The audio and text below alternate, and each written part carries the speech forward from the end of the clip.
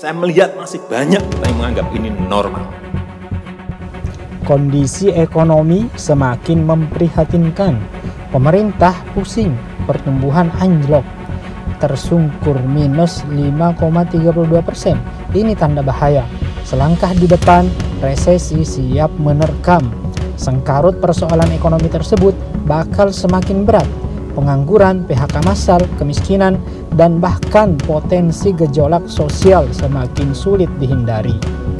Beberapa negara sudah mengalami, seperti tetangga kita, Thailand, yang dilanda demonstrasi besar-besaran di tengah resesi yang mendera negara itu. Pergantian kekuasaan diserukan sebagai bentuk protes terhadap praktik oligarki dan abuse of power yang dilakukan oleh pemerintah. Gejolak sosial politik seperti itu dapat terjadi di negara manapun, selagi pemerintah bertindak serampangan menangani COVID-19 dan krisis ekonomi. Di Indonesia, kritik terhadap penanganan COVID-19 yang amburadul juga terdengar nyaring. Pasalnya, hal itu membahayakan masyarakat di bawah.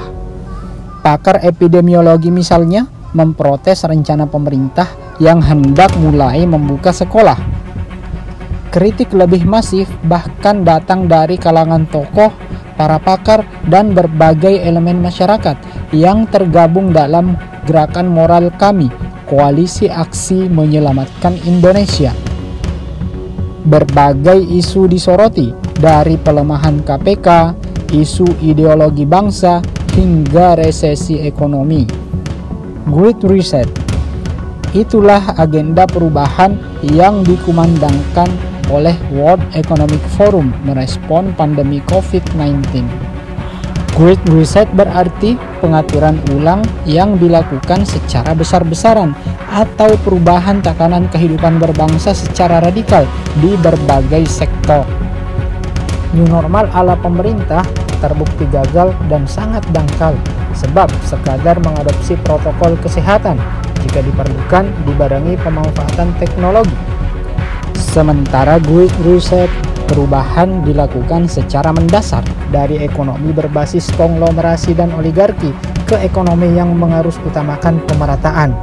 Anehnya, pemerintah malah menyiapkan RUU kontroversi Omnibus Law Cipta Kerja yang cuma menguntungkan oligarki ekonomi dan oligarki politik. Di tengah krisis, pemerintah semestinya membawa bangsa ini pindah jalur dari ekonomi berbasis konsumsi yang memperkaya segelintir pemodal dan konglomerat ke ekonomi yang memberdayakan sektor real. Momentum ini adalah saat yang tepat mengubah dan membongkar struktur ekonomi dari consumption based yang mengistimewakan konglomerasi ke ekonomi berbasis produksi dan perdagangan bertumpu pada UMKM dan sektor real. Caranya bagaimana? Perkuat pertanian, perikanan, perkebunan rakyat, dan sendi-sendi ekonomi masyarakat kecil yang padat karya dan terbukti menciptakan ratusan juta lapangan kerja.